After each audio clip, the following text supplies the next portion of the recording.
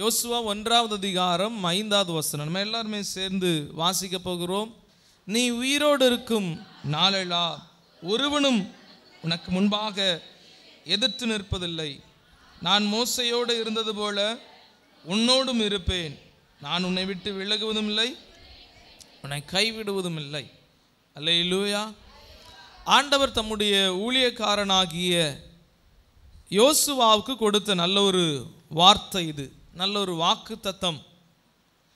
இந்த வாக்குத்தத்தத்தை பெற்றுக்கொள்ள ஆண்டவர் நம்மை பலப்படுத்துகிற தேவன், வார்த்தைகளை அருளி பலப்படுத்துகிறவர். தாவீது இப்படியாக சொல்லுகிறார், ஆண்டவரே உம்முடைய வார்த்தை மாத்திரம் என்னிடத்தில் இல்லாமல் இருந்திருந்தா நான் என்னுடைய துக்கத்தில் நான் என்ன பண்ணியிருப்பேன்? அழிந்து போயிருப்பேன். ஒரு மனிதனுடைய துக்கம் பெருகி இருக்கும்போது, ஒரு மனுஷன் நம்பிக்கை அற்ற சூழலுக்குள்ளாய் போகும் பொழுது தேவனுடைய வார்த்தை எதை செய்கிறது அப்படின்னா அவனுக்கு வாழ்வை தருகிறது, அவனை பலப்படுத்துகிறது. ஸோ ப்ராமிஸ், வாக்கு தத்தங்களை நாம் எளிதாக எடுத்து விட முடியாது. வாக்கு தத்தங்கள், தேவனுடைய வார்த்தை என்பது நம்மளை இன்னும் வாழ்வதற்கு பலப்படுத்துகிறது, உதவி செய்கிறது. விசுவாசிச்சிங்கன்னா கூடவே ஆமென்ல வந்துருங்க. அல்லேலூயா. ஸோ ஆண்டவருடைய பிள்ளைகளுக்கு ஒரு அழகான ஒரு விஷயம், இப்படி கவனிச்சுக்கோங்களேன். இந்த இந்த விஷயத்தை நம்ம இன்னும் கொஞ்சம் புரிஞ்சுக்கலாம். மற்ற மார்க்கத்தை சார்ந்தவர்கள், மற்ற வழிபாட்டில் இருக்கிற எந்த மனிதனுக்கும் வாக்கு தத்தம் கிடையாது. அதை தெரிஞ்சுக்கோங்க. மற்ற வழிபாட்டில் இருக்கிறவர், நீங்கள் வேணால் உங்களுடைய மைண்டில் நீங்கள் இதற்கு முன்பாக இருந்த மார்க்கத்தில் யோசிச்சு பாருங்கள். பிற மார்க்கத்தை சார்ந்ததிலிருந்து நம்ம இப்போ ஆண்டவருடைய சமூகத்துக்குள்ளே ரட்சிக்கப்பட்டு வந்திருக்கிறோம். There is no promise. ஆண்டவர் கிறிஸ்துவை விட்டு வெளியே எங்கேயுமே வாக்கு தத்தம் கிடையாது.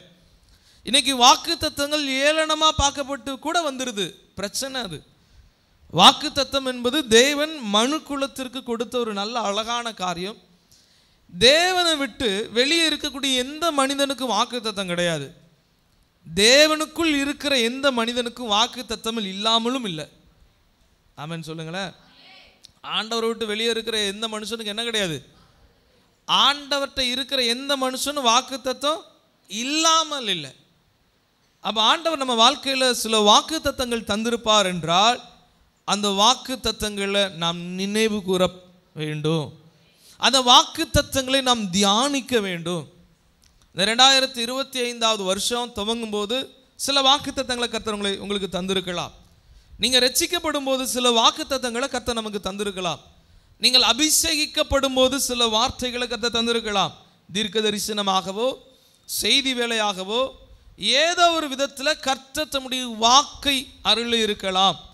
ஆனால் அந்த வாக்கு தத்தத்தை நம்ம மறந்து எங்கேயோ ஓடிட்டு இருக்கக்கூடாது. வாக்கு தத்தத்தை குறித்து தேவ மனிதர்கள் இப்படி சொல்கிறாங்க, வாக்கு தத்தம் என்பது திறவுகோல். வாக்கு தத்தம் என்னதான்? திறவுகோல். ஒரு வீட்டுக்குள்ளே நம்ம நுழையணும். இப்போ ஒருத்தங்க சாவி மிஸ் பண்ணிட்டாங்கன்னு சொல்லியிருந்தாங்க இல்லையா, கிடச்சிருச்சு அவங்களுக்கு. ஒருவேளை இந்த திறவுகோல் இல்லை அப்படின்னா என்ன பண்ண முடியும்? அவங்க அந்த சாவியை பார்த்தா பூட்டு உடைக்கிற மாதிரியான சாவியாக தெரியல, அப்படி தானே? டோருக்குள்ளே உள்ள விட்டு கதவே உடைக்கணும் அது. ஆமாம், பாருங்களேன், கவனிங்க. நம்ம வீடு தான் அவங்க வீடு தான், இல்லை அவங்க வீடு தான். அதில் சம்பாதித்து வைத்திருக்கிற பொருட்கள் எல்லாம் அவர்களுடைய தான், அவர்களுக்காக ஆயத்தம் பண்ணப்பட்ட இடம் தான். ஆனால் அதுக்குள்ளே போகணுன்னா கூட என்ன வேணும்? சாவி வேணும். என் பைக்கு தான், ஆனால் நான் அந்த பைக்கை இயக்குவதற்கு சுகமாக நான் போயிட்டு வரணும் அப்படின்னா அதுக்கு என்ன வேணும்? வாக்கு தத்தத்தை தேவ மனிதர்கள் எதோட கம்பேர் பண்ணுறாங்க அப்படின்னா திறவுகளோடு, சாவியோட கம்பேர் பண்ணுறாங்க.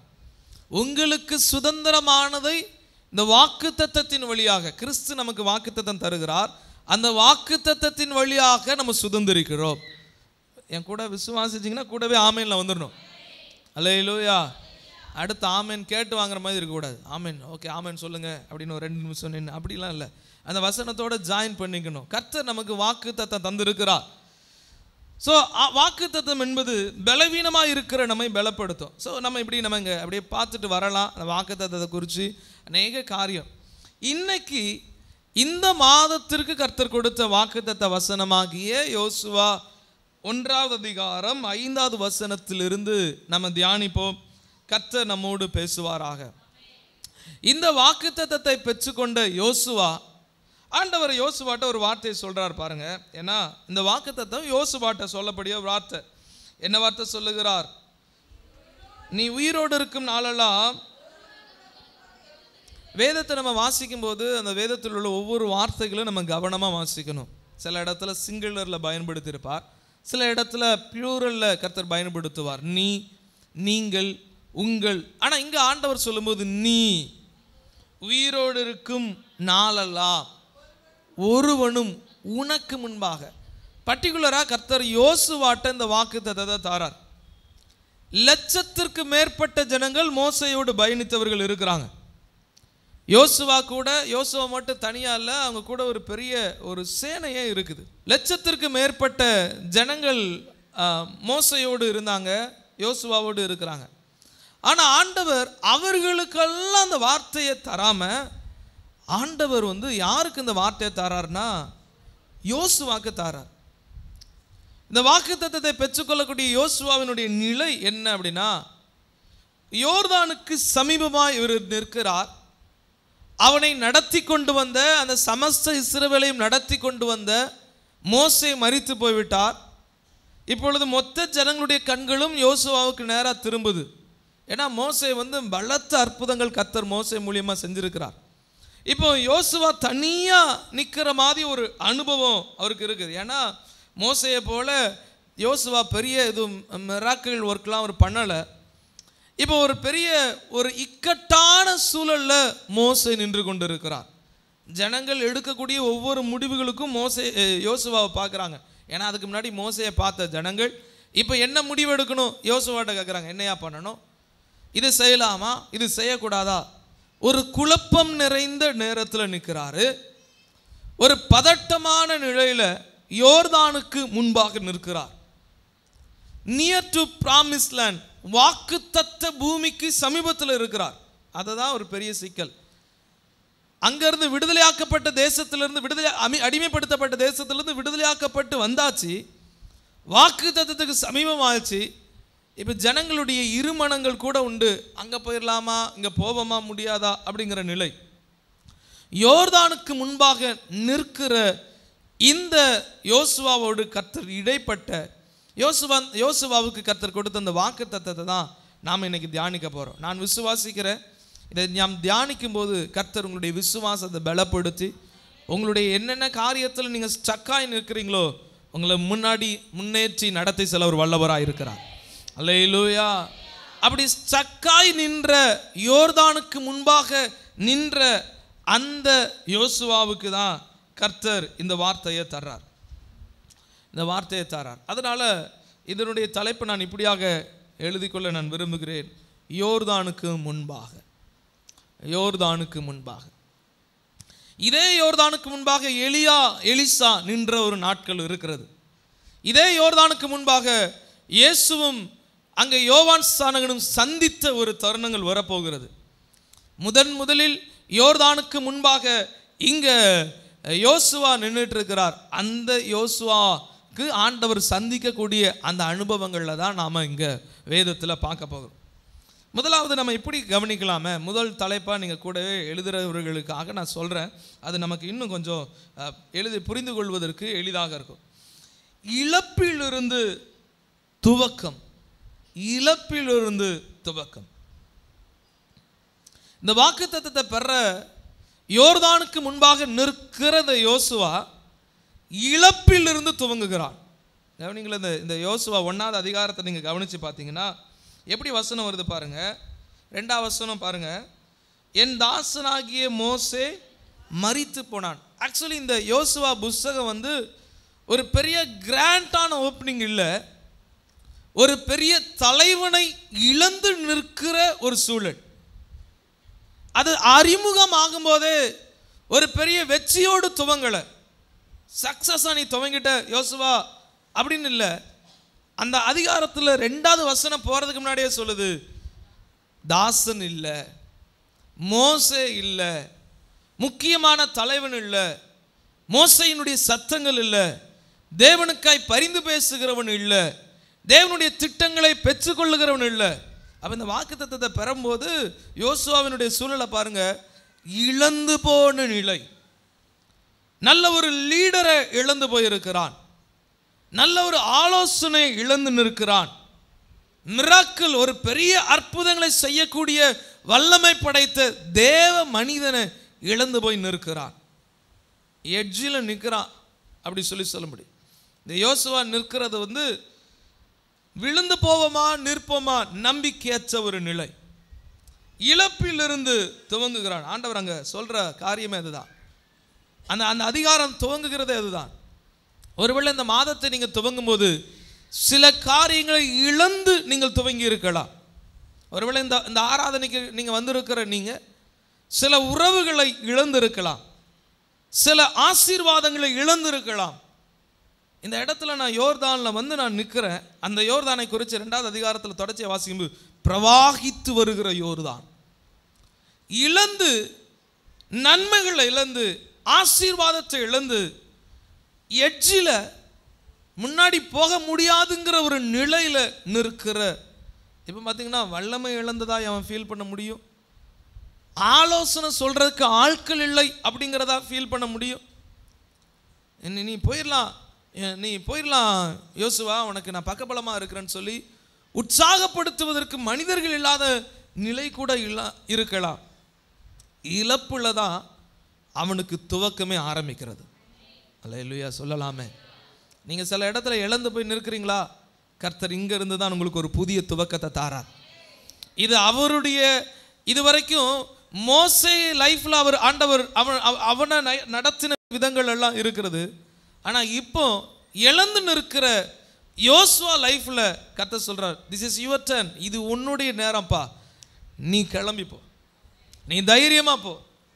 இழந்து எந்த காரியத்தை இழந்து நிற்கிறீர்களோ, எந்த காரியத்தில் முற்றுப்புள்ளி வைத்து நீங்கள் நிற்கிறீங்களோ, கர்த்தர் இதிலிருந்து ஒரு புதிய துவக்கத்தை தர வல்லமை உள்ளவராக இருக்கிறார். சத்தம் அல்லேலூயா சொல்லிடலாமே. இந்த இந்த வேத பகுதி ஆரம்பிக்க சொல்லி அழகாக ஆரம்பிக்குது பாருங்களேன். அதை பார்க்கும்போது அந்த சினாரியோவில் அந்த சூழலை நம்ம நிற்கும்போது எப்படி ஆரம்பிக்கிறது, இழந்து விட்டோம். ஏன்னா அதுக்கு நீங்கள் உபாகமத்தினுடைய கடைசி வசனத்தை பார்த்தீங்கன்னா மோசையை போல பெரிய மனிதன் இல்லை அப்படிலாம் ஒரு புகழ்ச்சி எல்லாம் வருது. இப்போ யோசுவா துவங்கும்போது ஒரு தயக்கம், இது இல்லையே, எனக்கு அது இல்லையே, நான் என்ன செய்ய போகிறேன், ஒரு குழப்பமான நிலை. கர்த்தர் சொல்கிறாரு, இது உன்னுடைய காலம்ப்பா, நீ முன்னாடி போ. ஆமென் சொல்லுங்க பார்க்கலாம். இது உங்களுடைய டைம், இது உங்களுடைய நேரம். நான் இதில் இழந்துட்டேன், என்னுடைய வேலையை இழந்துட்டேன், என்னுடைய வருமானத்தை நான் இழந்து நிற்கிறேன், என்னுடைய நல்ல பொசிஷனை நான் இழந்து நிற்கிறேன், ஒருவேளை நல்ல சரீர சுகத்தை நீங்கள் இழந்து நிற்கலாம். ஆண்டவர் சொல்கிறார், இது உன்னுடைய டைம், நீ எழும்பி போ. ஆமென் சொல்லுங்க பார்க்கலாம். அங்கே அந்த வார்த்தை அப்படி தான் சொல்லுகிறது பாருங்க. 2வது வசனம் சொல்லுகிறது, என் தாசனாகிய மோசே, இப்போது நீயும் இந்த ஜனங்கள் எல்லாரும் எழுந்து, எப்போ அவன் மரித்து போயிட்டான், நீ கடந்து போ. ஆமென் சொல்லுங்களேன். உங்களுக்கு முடிவு எழுதப்பட்டதாய் நீங்கள் உணர்ந்து கொண்டு இருக்கலாம். ஆண்டவர் சொல்ல, நீ கடந்து போ, நீ முன்னேறி போ, நீ முன்னேறி போ, இதில் நீ ஸ்டக் ஆகிராத. இந்த யோர்தானுக்கு முன்பாக கர்த்தர் அந்த யோசுவாவோடு இடைப்படக்கூடிய அழகான ஒரு சம்பவம். ஆண்டவர் நம்மோடு இடைப்படுகிறார், இது உன்னுடைய காலம், நீ தொடர்ந்து போ. அல்லேலூயா சொல்லுங்களேன். 2வது இந்த யோசுவாவினுடைய நிலையை பார்த்தோம் அப்படின்னா, உத்தமத்திற்காக தெரிந்தெடுக்கப்பட்டான். உத்தமத்திற்காக தெரிந்தெடுக்கப்பட்டான். எழுதி கொள்ளுங்க, உத்தமத்திற்காக தெரிந்தெடுக்கப்பட்டான். ஆண்டவர் இந்த வாக்குத்தத்தத்தை யாருக்கோ சொல்லியிருக்கலாம். லட்சம் பேர் இருக்கும்போது பர்டிகுலரா ஜோசுவாவை ஆண்டவர் சூஸ் பண்ணி அவர்கிட்ட சொல்றார். அதுதான் இதனுடைய ஒரு அழகான ஒரு விஷயம். லட்சத்துக்கு மேற்பட்ட ஜனங்கள் இருக்கிறாங்க. பிரதர் சிஸ்டர், நம்ம சர்ச்சில் எல்லாரும் இருக்கலாம், உங்கள் ஃபேமிலியில் எல்லாரும் இருக்கலாம், இந்த ஊரில் எல்லாரும் இருக்கலாம். ஆனால் உங்களை சூஸ் பண்ணி கர்த்தர் இந்த வார்த்தையை தர விரும்புகிறார். உங்களை தெரிந்தெடுத்து உங்களிடத்தில் அந்த வார்த்தையை தர விரும்புகிறார். ஒருவேளை இந்த லைவ்ல சிலர் சத்தத்தை கேட்டுக்கொண்டு இருக்கலாம், இந்த இடத்துல நீங்கள் அமர்ந்து இந்த சத்தத்தை கேட்டுக்கொண்டு இருக்கலாம். இந்த சத்தத்தை கேட்டுட்டு இருக்கிற ஸ்பெசிஃபிக்காக உங்களை கர்த்தர் தெரிந்தெடுக்க விரும்புகிறார். லட்சம் பேர் இருந்தாலும் ஆண்டவர் இந்த மோசையினுடைய நாட்களுக்கு அப்புறம் யோசுவாவை தெரிந்தெடுத்து சொல்றார். யோசுவாவை நோக்கி, நீ உயிரோடு இருக்கிற நாளல். ஏன் ஆண்டவரை மோசையின் நாளுக்கள் அப்புறம் எலெயாசர் இருக்கிறாரு, பிரதான ஆசாரியனாய் அபிஷேகம் பண்ணப்பட்ட தேவ மனிதன், அவன் ஆசாரிய வம்சத்தை சார்ந்தவர். இந்த யோசுவா எப்ராயிம் கோத்திரத்தை சார்ந்தவர். இவர் யூதா கோத்திரத்தை சார்ந்தவர்லாம் கிடையாது. யூதா கோத்திரம் தான் ஒரு ராஜரீகமான அபிஷேகம் பெற்றதாக அறியப்பட்டது. இவங்க அந்த கோத்திரம்லாம் கிடையாது. நடத்துறதுக்கான கேப்பபிளை இவங்களை சொல்ல முடியாது. ஆனால் அப்படிப்பட்ட யோசுவாவிடத்தில் கர்த்தர் தெரிந்தெடுத்தார். ஏன் ஆண்டவரை இவனை தெரிந்தெடுத்தீங்க அப்படி சொன்னால், யாத்திராகமம் 24வது அதிகாரம் 13வது வசனத்தை நம்ம திருப்பிக் கொள்ளலாமே. யாத்திராகமம் 24வது அதிகாரம் 13வது வசனம். மோசே யாரோடு போகிறாரா? யோசுவாவோடு, ஊழியக்காரனாகிய யோசுவாவோடு. யாத்திராகமம் 24:13 சொல்லுகிறது, மோசையின் ஊழியக்காரனாய் இந்த யோசுவா இருக்கிறார். மோசையினுடைய ஊழியக்காரனாய். இன்னும் இந்த யோசுவாவை குறித்து நம்ம பார்த்தோம் அப்படின்னா இன்னொரு வசனத்தை கூட நம்ம கவனிக்கலாமே. ஆண்டவர் நம்மோடு பேசட்டும். யாத்திராகம் 33:11 வாசிங்க பார்க்கலாம். யாத்திராகமும் 33:11.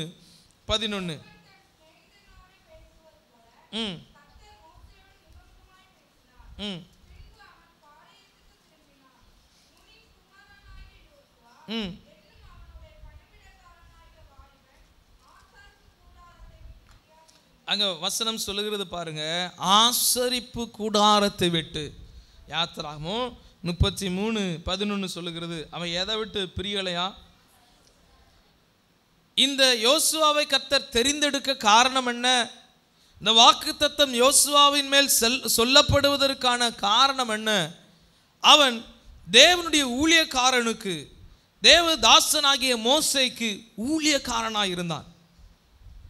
அந்த மோசே போகிற இடமெல்லாம், மோசே ஆசரிப்பு கூடாரத்தை விட்டு தேவ சமூகத்துக்கு, தேவ பர்வதத்துக்கு எடுத்துக்கொள்ளப்படும் போது, அங்கே ஆண்டவரோடு பேச போகும்போது அங்கேயும் கூட போகிறான். அதற்கு ஒரு வசனத்தை கூட நம்ம வாசிக்கும் போது யாத்திராகமம் 24:13, அதுதான் மோசேயுடனே பர்வதத்தில் ஏறினான். யாத்திராகமம் 24:13, தேவ பர்வதத்திற்கு இவன் ஏறி போனவன். மோசே தேவ பர்வதத்துக்கு போறாரா? கூடயே போனவன். ஆசரிப்பு கூடத்துக்கு போறாரா? கூடயே போறவர். இந்த யோசுவா ஏதோ எல்லாரும் வர்றாங்க சண்டே சர்வீஸ்க்கு, நானும் வாரேன், ஏதோ ப்ரேயர் நடக்கு நானும் அட்டன் பண்றேன், அப்படி அல்ல. இந்த யோசுவா எப்படிப்பட்டவனா இருந்தான்? தேவனுடைய மனிதர்களோடு ஒட்டி கொண்டவனா இருந்தான். அல்லேலூயா சொல்லுங்களேன். தேவனுடைய தாசர்களோடு ஒட்டி கொண்டான். ஆசரிப்பு கூடாரத்தில் பிரியாது இருந்தான். ஆசரிப்பு கூடாரத்துக்கு அந்த ஆசரிப்பு கூடாரத்துக்கு அருகில எப்ராயிம் கோத்திரத்தாருக்கு வேலையே கிடையாது. வேதத்தை அறிந்தவர்கள் நாம் சொல்ல முடியும், லேவி கோத்திரத்தார் தான் ஆசரிப்பு கூடாரத்தை பாதுகாக்கணும், ஆசரிப்பு கூடாரத்தில் வேலை செய்யணும், ஆசரிப்பு கூடத்தில் ஆசாரிய பணி செய்யணும். அவர்கள் தான் பாதுகாக்கணும், அந்த ஸ்க்ரீனை எடுத்து வைக்கணும், அந்த டென்ட்டில் உள்ள வேலையெல்லாம் பார்க்கணும். ஆனால் இந்த எப்ராயிம் கோத்திரத்தை சார்ந்தவன், சரி அதுக்கு தான் ஊழியம் செய்யறதுக்கு 4 பேர் இருக்கிறாங்கல்ல, அவங்க பார்த்துப்பாங்க அப்படின்னு இந்த யோசுவா போகலை. இந்த யோசுவா ஆசரிப்பு கூடாரத்துக்கு அருகில பாஸ்டராகிய அந்த மோசே கூடவே, ஐயா நீங்கள் எங்கே போகிறீங்க, நான் உங்கள் கூட வாரேன். இவருக்கு நேரம் கிடைக்கும் போதெல்லாம் மோசையோடு நேரத்தை செலவழித்தான். அல்லேலூயா சொல்லுங்களேன். ஆண்டவருடைய நாமம் மகிமைப்படுவதாக. அதனால தான் என்னாகமம் 14வது அதிகாரத்தில் அங்கே நம்ம பார்க்கும் பொழுது 12 பேர் அந்த தேசத்தை சுற்றி தெரிந்து வந்திருக்கும் போது 2 பேர் யோசுவாவும் காலேப்பும் நற்செய்தியை பரப்புறாங்க. 14வது என்னாகமம் 14வது அதிகாரம் 6வது வசனத்திலிருந்து வாசிக்கும் போது அங்கே யோசுவா சொல்ற அழகான ஒரு வார்த்தையை பாருங்களேன். 14வது அதிகாரம்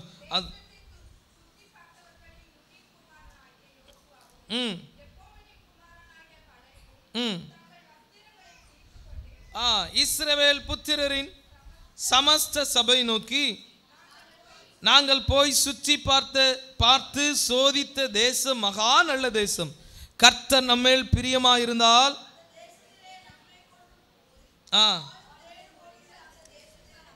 அந்த 9வது வசனத்தை பாருங்களேன். 9வது வசனத்தில் ஆண்டவர் சொல்லக்கூடிய வாக்கு தத்தத்தை ஏற்கனவே உரிமை பாராட்டி அவர் சொல்றார் பாருங்க. கர்த்தருக்கு விரோதமாய் மாத்திரம் கலகம் பண்ணாதிருங்கள், அந்த தேசத்தின் ஜனங்களுக்கு நீங்கள் பயப்பட வேண்டியதில்லை, அவர்கள் நமக்கு இரையாவார்கள், அவர்களை காத்து நிழல் அவர்களை விட்டு விலகி போயிடுச்சு. இந்த வார்த்தையை பாருங்க, கர்த்தர் நம்மோடு இருக்கிறார். ஆண்டவர் யோசுவாவுக்கு வாக்கு தத்தம் கொடுக்கிறதுக்கு முன்னாடியே வாக்கு தத்தத்தை உரிமை பாராட்டிக்கிட்டார், தரிசனத்தை உரிமை பாராட்டிக்கிட்டார். ஆண்டவர் இந்த மாதம் உங்களுக்கு இந்த வாக்கு தத்தத்தை, இந்த மாதம் மாத்திரமில்லை வாழ்நாளில் அந்த வாக்கு தத்தத்தை தர விரும்புகிறார். ஆண்டவர் உங்களோடு பயணிக்க விரும்புகிறார்.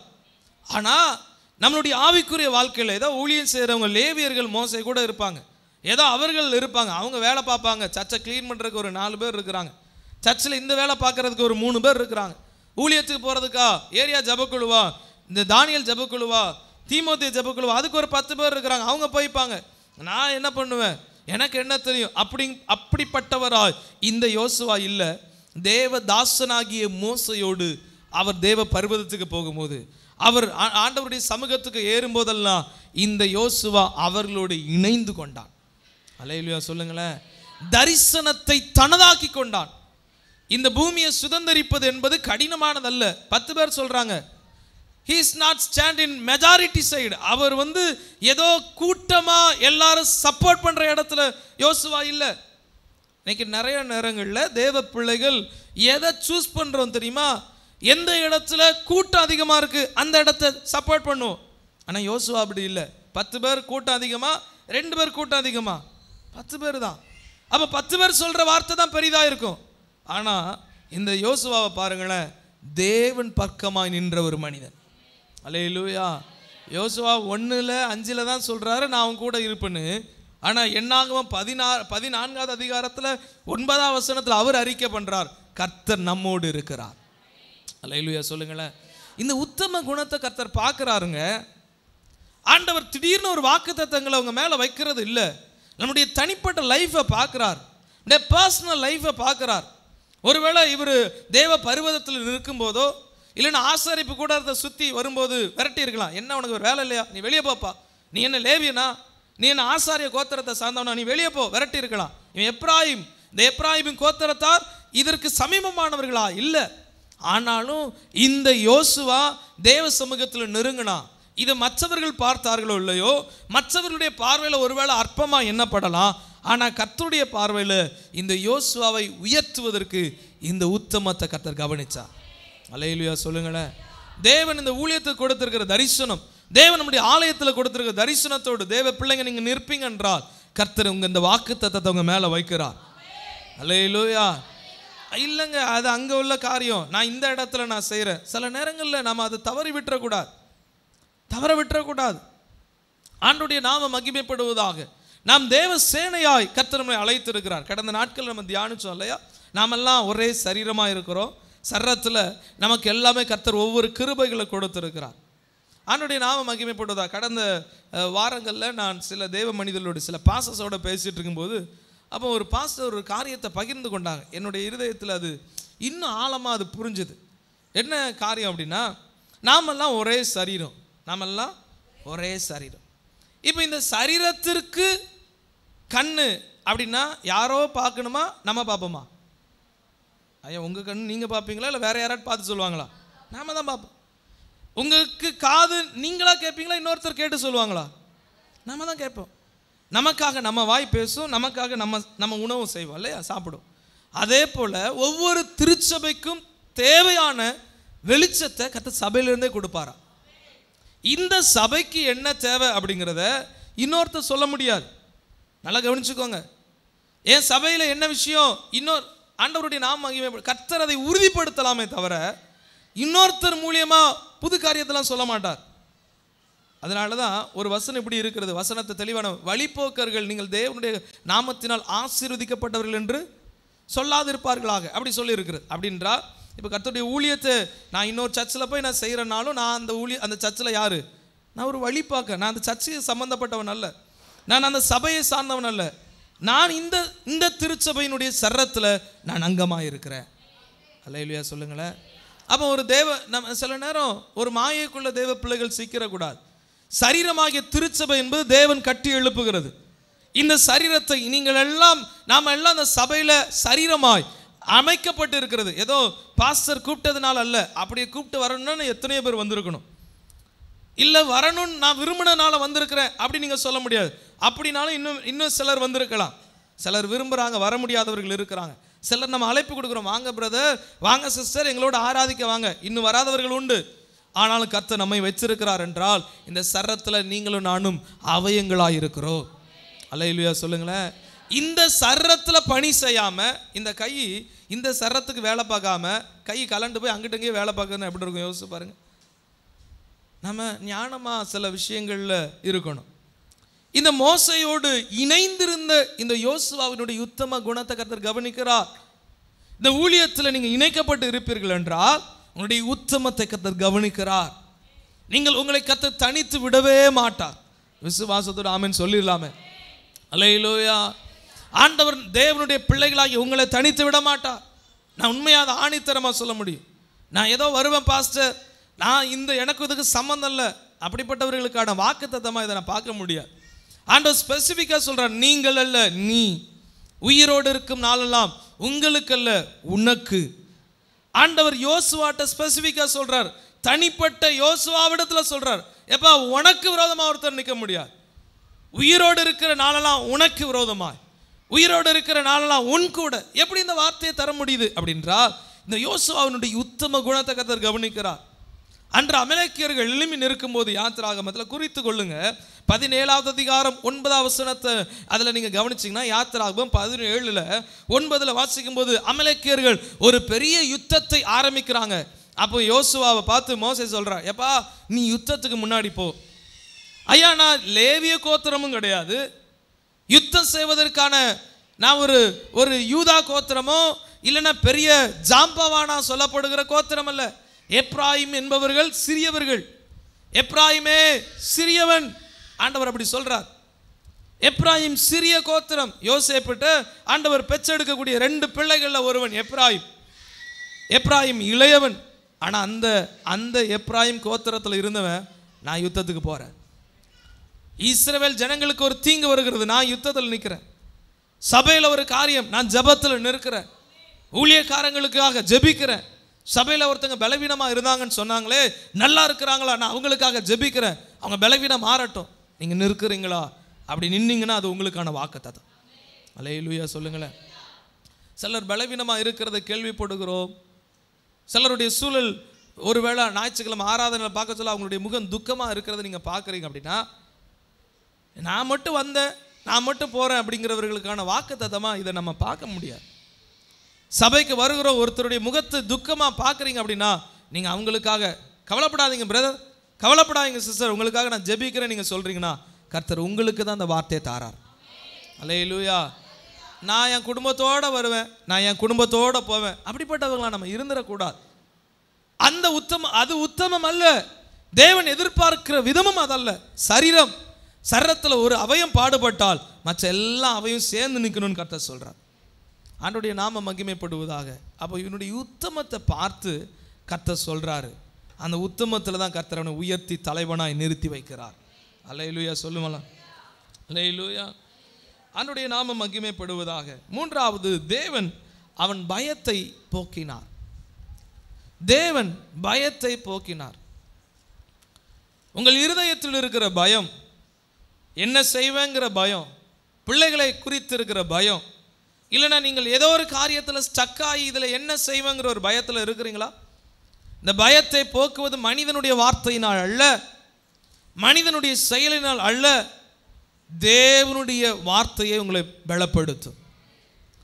உங்களை தைரியப்படுத்துவதற்காக மனிதனுடைய வார்த்தையை தேடாதீங்க. இங்கே நம்ம கவனிக்கும் போது யோசுவாவுக்கு ஒரு பயம் இருக்கிறது. ஏன் தெரியுமா? 2வது வசனத்தில் சொல்கிறார், நீங்களும் இந்த ஜனங்களும் போங்க.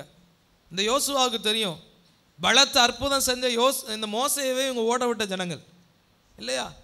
மோசே பெரிய அற்புதம் ஆண்டவர்கிட்ட இருந்து அமர்ந்து தரிசனத்தை கேட்டு திட்டங்களை கேட்டு கீழே வருவார். ஆனால் அதுக்குள்ளே இவன் இது கன்றுக்குட்டியை உண்டாக்கி பலி செலுத்த ஆரம்பிச்சிட்டான். மோசே ஆண்டவருடைய சமூகத்தில் அமர்ந்திருந்து திட்டங்களை பெற்றுக்கொண்டு வருகிறார். மோசேட்ட என்ன நாங்கள் பலி செலுத்த முடியாதா? மோசேட்ட நித்தமும் மனிதர்கள் எதிர்த்து நிற்கிறார்கள். நித்தமும் மோசேயை பயமுறுத்தி கொண்டே இருக்கிறாங்க. நாங்கள் பெரிய ஆளு, மோசே நாங்கள் திரும்ப நாங்கள் எகிப்துக்கு போக போகிறோம், மோசே நீலாம் ஒரு ஆளே கிடையாது, ஆண்டவர் எங்களோடு பேசினார். ஏன் மோசேயினுடைய சகோதரன் சகோதரியே பேசுகிறாங்க. அதனால தான் இவங்களுக்கு ஒரு பயம். ஆண்டவர் இந்த ஜனங்களை நடத்திட்டு போங்கன்னு சொல்கிறீங்க, இந்த ஜனங்களுடைய ஹிஸ்ட்ரி உங்களுக்கு தெரியும் தானே, இவங்களை குறித்து தெரியும் தானே, நீங்களே ஒரு இடத்துல டென்ஷன் ஆகி இவங்க எல்லாரையும் போட்டு தெளிவுற மோசே கொஞ்சம் நீ நவுலுன்னு சொன்னீங்க, இந்த ஜனங்களை என்ன நடத்த சொல்கிறீங்களே. அவனுக்கு ஒரு பயம். ஆண்டவர் சொல்கிறார், ஏப்பா நீ உயிரோடு இருக்கிற வரைக்கும் ஒருத்தரும் உனக்கு முன்னாடி நிற்க முடியாது. இந்த வார்த்தையை மறுபடி 3 இடத்துல சொல்லுவார், பலங்கொண்டு திடமானதாயிரு. இந்த 1வது அதிகாரத்தில் நீங்கள் பார்த்தீங்கன்னா 6ஆம் வசனத்தில் சொல்லுவார் பலங்கொண்டு திடமானதாயிரு. 7ஆம் வசனத்தில் சொல்கிறார் பலங்கொண்டு திடமானதாயிரு. 9ஆம் வசனத்தில் திரும்ப சொல்கிறார் பலங்கொண்டு திடமானதாயிரு. ஆண்டவரே இது மனிதர்களால் நான் என்ன ஆகுமோ தெரியலையே, நான் எப்படி நடத்த போகிறேன் அப்படின்னு இந்த யோர்தானுக்கு முன்பாக நிற்கும் பொழுது ஆண்டவர் சொல்கிறார் பலங்கொண்டு திடமானதாயிரு. மோசேக்கு முன்பாக ஒருவேளை எதிர்த்து நிற்கலாம், ஆனால் நீ உயிரோடு இருக்கிற வரைக்கும் ஒருத்தன் அவனுக்கு முன்பாக நிற்பதில்லை. அல்லேலூயா. எவ்வளோ அழகான வார்த்தை பாருங்களேன். ஆண்டவர் அந்த அந்த அந்த யோசுவாவினுடைய ஃபீலிங்கை, எமோஷ்னலை அவர் அவர் அவர் ஃபீல் பண்ணுறான். அவன் என்ன ஃபீல் பண்ணுறான், என்னுடைய தாசன் என்ன காரியத்தை கடந்து போகிறான், ஆண்டவர் உணர்கிற தெய்வம். அப்போ இந்த வார்த்தையை நம்ம கவனிக்கும் போது ஒரு காரியத்தை நான் உங்களிடத்தில் சொல்ல நான் விரும்புகிறேன். உங்களுடைய ஃபீலிங்கோடு அவர் விளையாடுறவர் அல்ல, உங்களுடைய உணர்வுகளை வைத்து அவர் விளையாடுகிற தெய்வம் அல்ல, உணர்வுகளுக்கு மதிப்பளிக்கிற தெய்வம். அல்லேலூயா.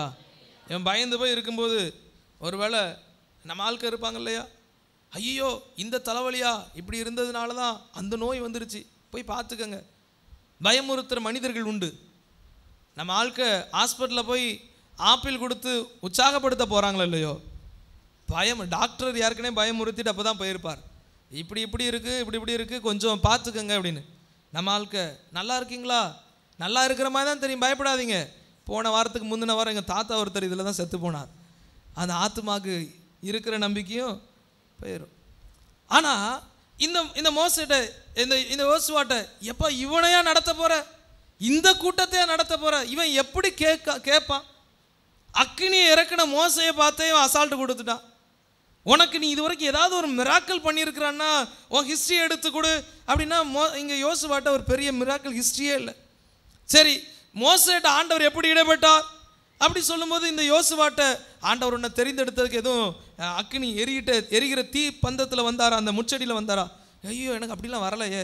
சரி உன் கையை உன் ஆடைக்குள்ளே போட்டுட்டு வெளியேடு, அது கை மாறுதான் பாரு. இவர் போட்டு எடுத்தால் கை மாறலை. சரி, மோசேட்ட ஒரு நல்ல கோல் உண்டு, அவர் அந்த கோலை கொண்டு போய் தண்ணியில் வச்சு அது ரத்தமாக மாறும். அந்த கோலை கொண்டு போய் செங்கடலுக்கு முன்னாடி நீட்டினா செங்கடல் பிளக்கும். இப்போ யோர்தானுக்கு முன்னாடி நீ நிற்கிற, உன்ட்ட என்னப்பா கோல் இருக்கு? கோலா? ஐயோ அப்படி என்கிட்ட எதுவுமே இல்லை. He feel unworthy. அவர் தகுதி இல்லாதவராய் தனக்குள்ள ஒரு பதட்டத்தோடு இவங்களை எப்படி நடத்த போகிறேன்னு சொல்லும்போது ஆண்டவர் அந்த ஃபீலிங்கை பார்க்குறார், அந்த உணர்வை பார்த்து சொல்கிறார், நீ உயிரோடு இருக்கிற நாளெல்லாம் ஒருவனை உனக்கு எதிர்த்து நிற்பதில்லை. அல்லேலூயா. ஆண்டவர் சொல்கிறாரு, உங்கள் உணர்வுகளோடு அவர் விளையாடுகிறவர் அல்ல, உங்கள் உணர்வுகளை மதிப்பளிக்கிற தெய்வம். அல்லேலூயா சொல்லுங்களேன். அடுத்து 4வது, கை மாறும் தலைமைத்துவம். கை மாறும் தலைமைத்துவம், அந்த லீடர்ஷிப் இங்கே மாறுது. அந்த இதில் நம்ம கவனிக்கும் போது 5வது வசனம் சொல்லுகிறது, நான் மோசையோடு இருந்தது போல. மோசையோடு இருந்தது போல. 5வது வசனம் மோசையோடு இருந்தது போல. இப்போ மோசே இல்லை, ஆனால் அவர் கூட இருந்தவர் உன் கூட இருக்கிறார். அதுதான் ப்ராமிஸ். அந்த அதிகாரம் முடியும் போது நீங்கள் உபாகமம் 24 நீங்கள் பக்கம்லாம் திருப்ப வேண்டாம், அப்படி கொஞ்சம் மேலே பாருங்களேன். 34 உபாகமம் 34 அங்கே இந்த வசனத்திலேருந்து வாசிக்கும்போது 10 மோசே எகிப்து தேசத்திலே பார்வோனுக்கும் அவனுடைய எல்லா ஊழியக்காரருக்கும் அவனுடைய தேசம் அனைத்திற்கும் செய்யும்படி கர்த்தர் அவனை அனுப்பி செய்வித்த சகல அடையாளங்களையும் அற்புதங்களையும் அவன் இஸ்ரவேலர் எல்லாருக்கும் பிரதிட்சயமாய் செய்த சகல வல்லமையான கிரியைகளையும், என் கூட வாங்கலேன், மகா பயங்கரமான செய்கைகளையும் பார்த்தால் கர்த்தரை முகமுகமாய் அறிந்த மோசையை போல ஒரு தீர்க்கதரிசியும் இஸ்ரவேலில் அப்புறம் எழும்பினதில்லை என்று விளங்கும். அதை பார்த்தாலே மோசே மாதிரி ஒருத்தர் இல்லை அப்படிங்கிற நிலைமையில் இருக்கும்போது ஆண்டவர் சொல்கிறார், நீ மோசே மாதிரிலாம் இருக்க வேண்டாம், நீ யோசுவாவாக இருந்தால் போதும். ஆனால் மோசே கூட இருந்தது போல் நான் அவன் கூட இருப்பேன். அல்லேலூயா. ஒருவேளை சில சில சில ஒருவேளை உங்கள் பெற்றோரை போலையோ, சில பாஸ்டர்ஸை போலையோ, சில ஊழியக்காரங்களை போலையோ, நல்லா ஜெபிக்கிற போலையோ நீங்கள் இல்லாமல் இருக்கலாம். ஆனால் அவங்க கூட இருக்கிற தெய்வம் நம்ம கூட இருக்கிறார். விசுவாசத்தோட ஆமென் சொல்லுங்க பார்க்கலாம். மோசேவன் கூட இல்லை, அவ்வளோ காரியம் செஞ்ச மோசே இல்லை, ஆனால் மோசையோடு இருந்தவர் இருக்கிறார். அல்லேலூயா சொல்லுங்களேன். ஆண்டவருடைய நாமம் மகிமைப்படுவதாக. ஆண்டவர் எங்கள்கிட்ட அதை தான் தைரியப்படுத்துகிறார். உன் தாயை போல நீ கிடையாது, ஆனால் உன் தாய் கூட இருந்தவர் எங்கள் கூட இருக்கிறார். அல்லேலூயா சொல்லுங்களேன். ஊழியக்காரம்மா போல நாம் இல்லை, ஆனால் அவர்களோடு இருந்து அவர்கள் மூலியமாக பலத்த கிரியைகளை செய்த தெய்வம் நம்ம கூடவே இருக்கிறார். அல்லேலூயா சொல்லுங்களேன். இங்கே பாருங்களேன், அதுக்கு முன்னாடி யோர்தானை கடக்கிறதுக்கு இல்லைன்னா செங்கடலை கடக்கிறதுக்கு கரத்தை நீட்டணும். அப்போ இங்கே மோசே இல்லையே, அற்புதம் செய்வதற்கு மனிதர்கள் இல்லையா? ஆண்டவர் சொல்கிறார், யோசுவா நீ இருக்கப்பா, நீ தைரியமா போ. உன் முன்னாடி எரிகோவா இருந்தாலும் சரி, உன்னுடைய முன்பாக அது மண்டியிட்டு விழும். உன் முன்னாடி அது பிரவாகித்து வருகிற அது யோர்தானா இருந்தாலும் சரி, அது நின்றே தீரும். அல்லேலூயா சொல்லுங்களேன். மிராக்கிள் டிஃப்ரெண்ட் இருக்கலாம், ஆனால் மிராக்கிள் செய்கிறவர். அற்புதங்களில் வித்தியாசம் இருக்கலாம், ஆனால் அற்புதம் செய்கிற தேவன் வித்தியாசமானவர் அல்ல, அவர் நம்ம கூடவே இருக்கிறார். அல்லேலூயா. மோசே கூட எப்படி இருந்தனோ, உன்னுடைய லீடர்ஷிப் மாறிச்சு, இப்போ மொத்த ஜனத்தினுடைய பாரத்தை சுமந்துட்டு இருக்கிறார். ஆனால் ஆண்டவர் சொல்றார், இது மாறினாலும் சரி, நான் மோசையோடு இருந்தது போல உன் கூட இருக்கிறேன். அல்லேலூயா. ஆண்டவருடைய நாமம் மகிமைப்படுவதாக. ஒரு அழகான ஒரு விஷயத்தை நம்ம கவனிச்சோம் அப்படின்னா, இந்த யோசுவாவுக்கு முன்பாக 31 ராஜாக்கள் யுத்தத்துக்கு வராங்க. ஆனால் ஒரு ராஜா கூட இந்த யோசுவாவை தோற்கடிக்க முடியலை. ஒரே இந்த யோசுவா புஸ்தகத்தில் ஒரே ஒரு இடத்துல தான் யோசுவாவினுடைய சேனை தோற்று போகும், ஆனாலும் பின்னாடி ஜெயிச்சிருவாங்க. ஆயி பட்டணங்கிற ஒரு பட்டணம். அந்த இடத்துலையும் ஆண்டவர் கைட் பண்ணுறார். ஆண்டவரே என்ன நாங்கள் தோற்று போயிட்டோம், கவலைப்படாத, இப்படி ஒருத்தன் உள்ளே இருக்கிறான், அவனை கொஞ்சம் வெளியே எடுக்கணும், அதுக்காக தான் இதை அனுமதித்தேன். ஆண்டவர் அப்படியே அவனை கைட் பண்ணுறார். அப்போ ஆலோசனை கொடுக்கறதுக்கு என் தகப்பன் இல்லையே, எங்களை வழி நடத்துறதுக்கு உறவுகள் இல்லையே, எனக்கு இதில் சொல்லிக் கொடுக்கறதுக்கு நல்ல எனக்கு ஆலோசனை கொடுக்கறதுக்கு மற்றவங்களுக்குலாம் இருக்கிறாங்க, எனக்கு இல்லையே. ஆண்டவர் என் மேலே இந்த பொறுப்பை வேற வச்சுட்டாரு, என் குடும்பத்தை நான் இப்போ சுமந்துட்டு நிற்கிறீங்களா? ஆண்டவர் சொல்கிறார், அவர்களோடு இருந்த தெய்வம் உங்கள் கூட இருக்கிறார். அல்லேலூயா. மோசே கூட நான் இதை என்ன செய்ய, இவ்வளோ பெரிய பொறுப்பு, இவ்வளோ பெரிய காரியம், நான் எப்படி ஆண்டவரை மூவ் பண்ண போகிறேன்? ஆண்டவர் சொல்கிறாரு, நான் மோசையோடு இருந்தது போல உன் கூட இருப்பேன். அந்த லீடர்ஷிப் அப்படியே கை மாற்றி விடுறார். ஜனங்களுடைய வார்த்தையை கீழ்ப்படியும்படியாக செய்கிறார். ஆண்டவர் அவனுக்கு ஒரே ஒரு ஆலோசனையை முக்கியப்படுத்தி சொல்லுகிறார். அதை நம்ம தியானித்து நம்ம நிறைவு செய்ய போகிறோம். ஆண்டவர் இந்த யோசுவாவுக்கு இந்த வார்த்தையெல்லாம் சொல்லிட்டு ஒரு முக்கியமான விஷயம் சொல்கிறார் பாருங்க. 7வது வசனம், என் தாசனாகிய மோசே உனக்கு கற்பித்த நியாயப்பிரமாணத்தின்படியெல்லாம் செய்ய கவனமாக இருக்க மாத்திரம் மிகவும் பலங்கொண்டு திடமனதாயிரு. நீ போகும் இடமெல்லாம் புத்திமானாய் நடந்து கொள்ளும்படிக்கு அதை விட்டு வலது இடதுபுறம் விலகாதிருப்பாயாக. இந்த நியாயப்பிரமாண புஸ்தகம் வாயை விட்டு பிரியாதிருப்பதாக. இதில் எழுதியிருக்கிறவைகளின் படியெல்லாம் நீ செய்ய கவனமாக இருக்கும்படி இரவும் பகலும் அதை தியானித்து கொண்டு இருப்பாயாக. அப்பொழுது நீ உன் வழியை வாய்க்க பண்ணுவாய், அப்பொழுது புத்திமானாய் நடந்து கொள்ளும். ஆண்டவர் நமக்கு கொடுக்குற அழகான ஒரு வார்த்தை, வசனத்தை சார்ந்து கொள்ளுங்க. இதில் எப்படி நான் மூவ் ஆகணும்? வசனத்தை பாருங்க. இதில் எப்படி நான் கடந்து போகணும்? வசனத்தை பாருங்க. ஆண்டவரே நான் எப்படி நான் இதை செய்ய போகிறேன்? இன்னும் மற்ற இடத்துல தேடாதீங்க. ஏதாட்டும் ஒரு அசரி சத்தம் கேட்குமா, யாராட்டும் எங்கேயாட்ட சொல்லுவாங்களா? பைபிளை திருப்புங்க. இதில் உனக்கு தேவையானதெல்லாம் கர்த்தர் எழுதி வைத்திருக்கிறார். அல்லேலூயா. ஆண்டவர் சொல்கிறார், உயிரோடு இருக்கிற நாளெல்லாம் ஒருவனும் உனக்கு முன்பாக எதிர்த்து நிற்க முடியாது. ஆனால் வசனமாகிய பட்டயம் உன் கையில் இருக்கட்டும், வசனமாகிய வார்த்தை உன் வாயிலிருந்து வந்துக்கிட்டே இருக்கட்டும். ஆமென் சொல்லுங்க பார்க்கலாம். அல்லேலூயா. வாக்குத்தத்தத்துக்காய் திருப்புவது அல்ல, நடப்பதற்காய் திருப்போம். உடைய வசனம் என் கால்களுக்கு தீபமும் பாதைக்கு வெளிச்சமாக இருக்கும். நான் எப்படி நடந்து போகணும்? ஆண்டவர் சொல்கிறேன், வசனத்தை பாருயா. வசனத்தை பாருங்கள். எனக்கு எப்படி என் ஃபேமிலி இது கொண்டு போகணும்னு தெரியல, இந்த காரியத்தில் ஸ்டக்காகி நிற்கிறீங்களா? அப்படி நிற்கிற உங்கள்கிட்ட தான் கர்த்தர் சொல்கிறார், வேதத்தை திருப்பு, அதில் அநேக முத்துக்களை கர்த்தர் வச்சிருக்கிறான். அல்லேலூயா. ஆண்டவரே எனக்கு வசனமே புரியலப்பா, வசனத்தை வாசித்தாலே தூக்கம் வருதா? பைபிளை திறந்துட்டு ஆண்டவர்கிட்ட கேளுங்க, எனக்கு வசனம் புரியலை, என்கிட்ட நீங்கள் பேசுங்க. அந்த வசனத்தை அடுத்து மறுபடியும் வாசிங்க, மறுபடி ஜெபம் பண்ணுங்க, மறுபடி வாசிங்க, கர்த்தருங்களோடு இடைபடுவார்.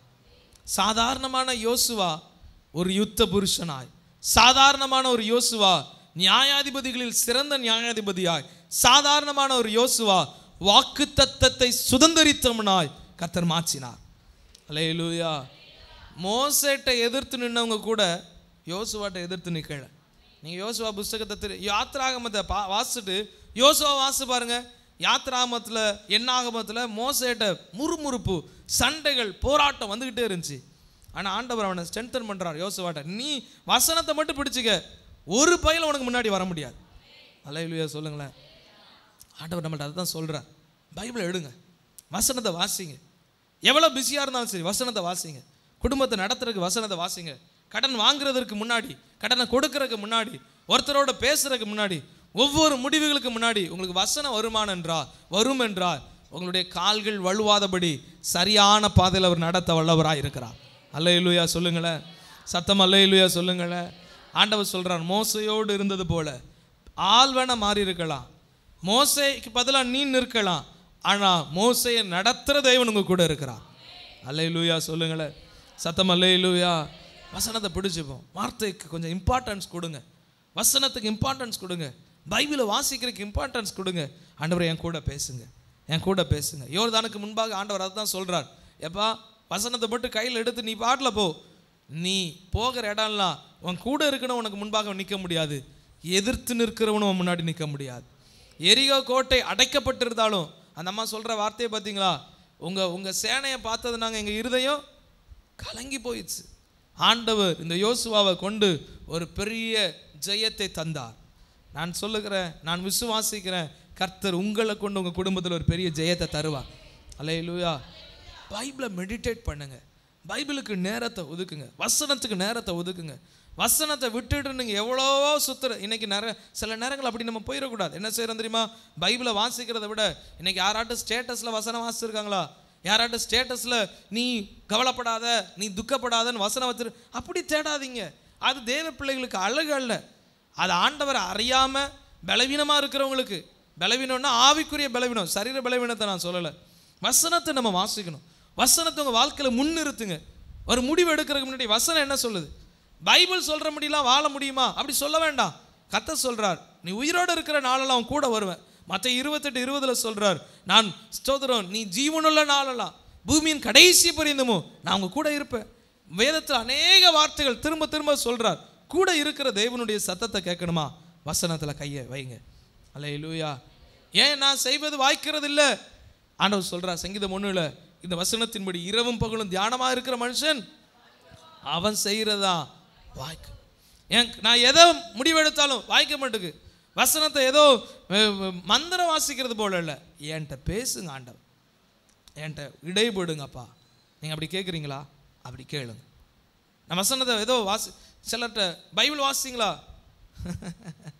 வாசிக்கல, இது இப்படி இருந்தால் நம்ம எப்படி ஆண்டவர் இப்படி நம்ம சொல்கிறோமே, அது நல்லா இல்லைல்ல, அது நல்லாவா இருக்குது? ஆண்டவர் உங்களை நடத்துவதற்கு விரும்புகிறார்ல, ஆண்டவர் உங்களை செவ்வாய்ப்படுத்த விரும்புகிறாரு. நீங்கள் புத்திமானாய் நீங்கள் செய்கிற காரியத்தில் புத்திமானாக நடக்கணும்னு விரும்புகிறாரு. ஏன் நம்ம தோற்று போகிறோம்? பைபிள் இல்லை. ஆண்டவர் சொல்கிற, என் ஜனங்கள் சங்காரமாகிறார்களே, ஏன்? வசனத்தை குறித்த அறிவில்லை, சங்காரமாகிறாங்க. ஆண்டவர் இந்த யோர்தானுக்கு முன்பாக நிற்கிற நீங்கள், வாக்குத்தத்தத்துக்கு சமீபமாக நிற்கிற நம்மை சுதந்திரிக்க பண்ணுகிறார். வசனத்தை எடுத்து வாசிப்போம்.